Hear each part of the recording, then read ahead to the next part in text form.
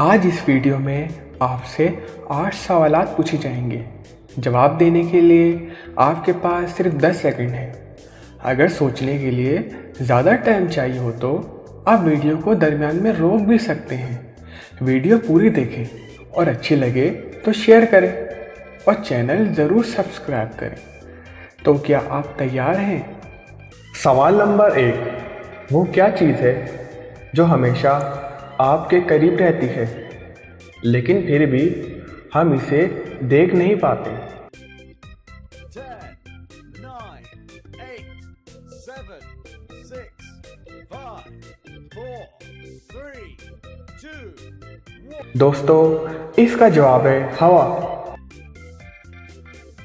सवाल नंबर 2, एक आदमी ने एक उंगली से 6 आदमियों को एक साथ ऊपर पहुंचा दिया। बताइए